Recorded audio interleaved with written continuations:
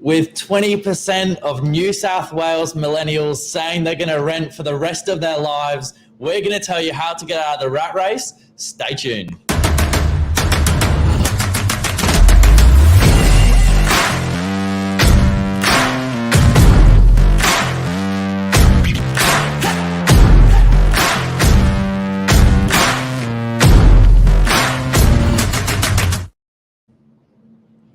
Good evening, Billy. Woo! Monday night, time for some good info, guys. I'm really pumped for tonight's episode. Sometimes they're a bit flat, a little bit low energy, but we're changing that tonight. Well, tonight we're talking about something I think you're a little bit passionate about. That's why. Very passionate about this topic. It's a big one, but it's not just for the millennials of New South Wales that need a bit of hope. They need someone to shine the light of heaven, that it's open, property heaven, and they can get themselves into a property. It's for anyone that's looking to get into a property because, look, the bottom line is it's not easy. If it was easy, everyone would do it, but it doesn't mean it's impossible. There are ways that you can better position yourself to be able to get into it, and it's not necessarily going to happen overnight. It might take you a period of time, but there's definitely some fundamental steps we see some of these guys take to get themselves into a property. Yeah, that's it. I think the step one of all of this is just getting the dream alive. And then, the rest will follow. But there certainly is ways to make it easier for yourself. We're going to tell you a bit more about this tonight. And I think although we're passionate about this topic day in, day out, it did hit me. I had a really touching conversation with a lady today. She's recovered from some illness. She's getting herself out there into a property. She's got herself qualified for the shared equity scheme, so where she can go in partnership with the government on a 2% deposit up to a certain capacity, and get herself out of a rental which she's always been in. So she's a first home buyer at the age of 55, which is amazing. Really amazing to see, and to be a part of someone's journey along the way is it's important why we're talking about it tonight. Well, it just shows that it's not only just for the young people out there. You can be at any stage of life wanting to jump into a property. And it's not like buying a property is not necessarily for everyone. Like some people do like the idea of renting because they have the flexibility. They don't like the stress of having a mortgage. There's nothing wrong with renting. But for someone that goes, I want to get out of that rental market, I want to jump on, I want to own the property, whether it's from a financial standpoint of obviously trying to build equity and grow and go that way, or just because you're the one that owns it, so you get to make the decision that it's your call. The hardest step is that first step. The hardest step is getting into that first property, because once you're on it, you're on that merry-go-round. The market goes up, the market goes down. You're at least on it. So that way you can start to grow from there, upgrade your properties down the track or whatever it might be. That's it. And I mean, it is tricky. Where do you begin? I think, as you said, that dream's got to be sparked from somewhere. And it's different for everyone. For some people, it's moving out of home. It's as simple as trying to just find something out of the nest, mum and dad's nest. For other people, it's about setting themselves up, and for other people, it's about new beginnings. Yeah, exactly. And I think as well, part of that first step's the vision. I think the second step behind that is look at people that are where you want to be. So talk to people, not your mate that's giving you advice that has never bought or sold a property and yet knows everything about the property market. Speak to people that have bought and sold properties, or someone that maybe is a couple of years ahead of you in life, or someone that's at the end of their journey and they can tell you what they did at the beginning.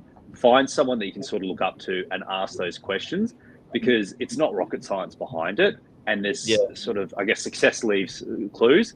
And to follow that same steps that someone else has taken will definitely set you in that right path. Yeah. So I can feel the question on everyone's tongues. What are the steps? And the short answer is there is no A to Z. However, we have simplified it as much as possible, and we're going to leave you with an asset tonight that we can send through to you, hard copy. Drop us a private message, give us a call tonight or tomorrow morning, or we can send you the soft copy. We've put together a first home buyer guide. Brilliant. off the back of our first home buyer summit that was taking place in the office the other night. And this will give you as good as you can get an A to Z, a step 1 to 10 on how to buy your first property. But I think take us away, Billy. Take us away. So I think the first thing is it's all about the team, getting your team around you. And once you've got the vision, the team follows in, alongside that. Getting a good broker, getting a good mortgage broker, getting a good solicitor, and kind of, as you said, someone that's in a similar path to you, maybe a year or two ahead of you, but not too far in advance where they bought their first property 20 years ago. If you don't have family, that could be an agent. I'm happy to be that person for any first home buyers out there. I bought my first property about 18 months ago. And I feel like I've sort of learned enough from my first experience where I can help people, new to that journey. But I'm not too far advanced where I've lost touch of what it feels like. Yeah, lost in touch with those emotions as well, because that's a big thing. Based off the back of what you just said, Billy, the biggest advice I can give to that first step for people is don't go for the cheapest solicitor, guys. You want good people in your corner. You want a good mortgage broker, someone that comes highly recommended, someone that does a lot of transactions with people. Same with your solicitor as well, or conveyancer. The difference between a good or a shocking conveyancer literally could only be a couple $100 difference. Don't save on the couple $100. Go for someone that's got the quality behind them. It will save you thousands upon thousands of dollars in the long run. 100%. Yeah, 100%. Step 2, so to speak, is getting together either a deposit or a bit of a saving plan. Now, that could be as simple as working with whatever income you've got at the moment and just putting a percentage away. Keep it something that's achievable, sustainable, and when you meet that mark every week or month, you're excited about it because it gets you closer to your property and you're not sort of over committing yourself where you feel like you're letting yourself down.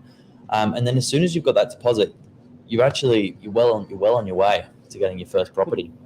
That's the thing, and I might be jumping a little bit ahead here, but I guess sometimes I find when I'm speaking with these first home buyers and people that haven't got their finance yet, I find people tend to sort of jump the gun a little bit in terms of the style of property that they're looking for. And they go like, Northern Beaches, it's so unaffordable, it's too expensive. Guys, we just sold a property, a 1-bedder in Narrabeen, awesome location not too long ago for $505,000.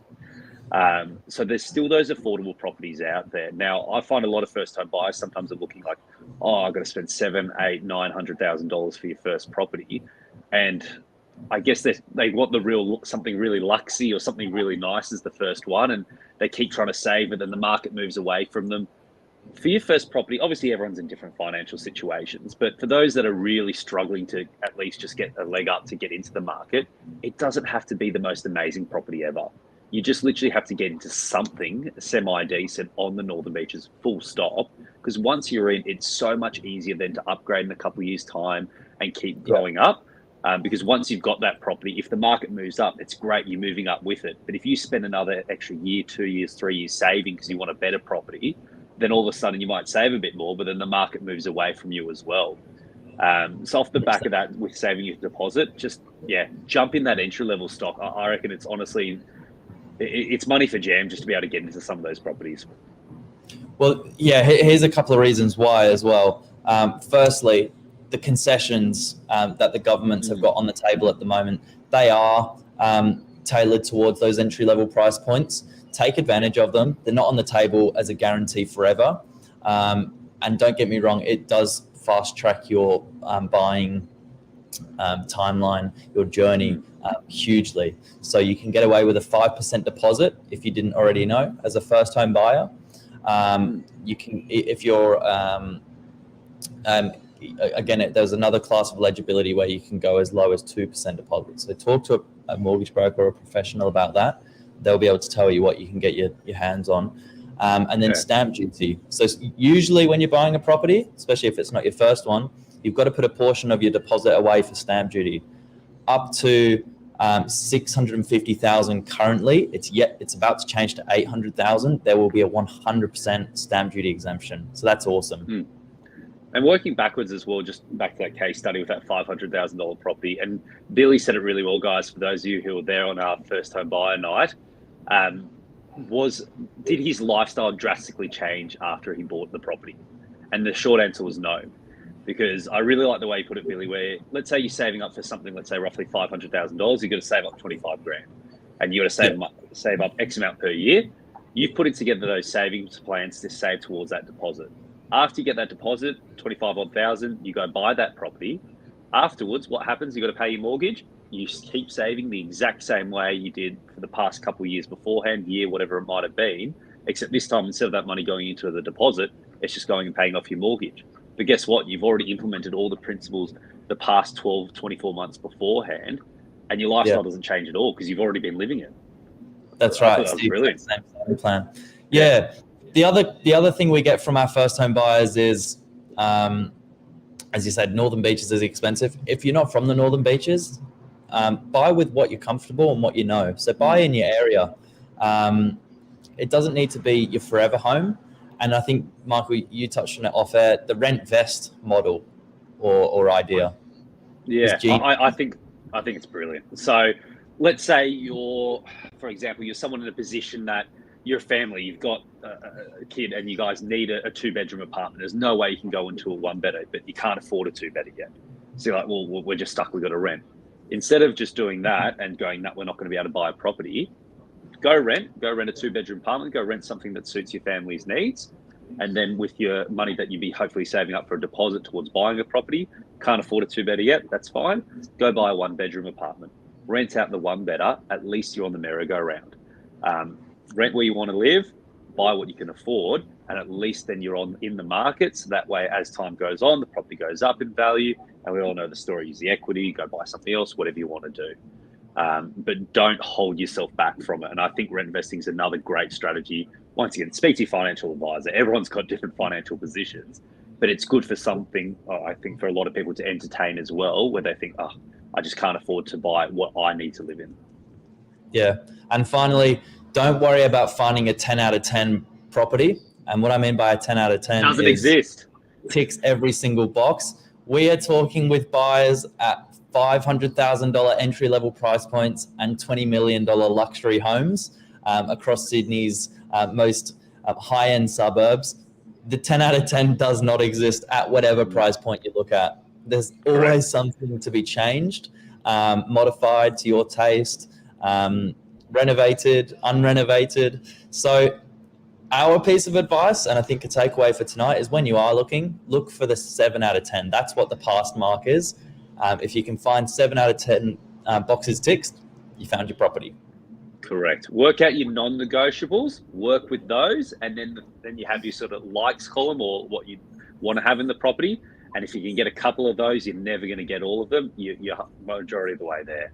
Guys, to find something that ticks all the boxes that you want in terms of the property as well as a price box, it's just not out there. And sometimes I find that their buyers, they get paralyzed by it. Like I've spoken with buyers, some buyers have been looking for 18 months and they just completely miss the market as well, where they're just trying to find the unicorn that doesn't exist. And then when they do find it, someone else outbids them on it, and then back to square one as well. Like we said before, especially with your first home as well, doesn't have to be perfect. You just want to get a leg up, get in there. Yeah.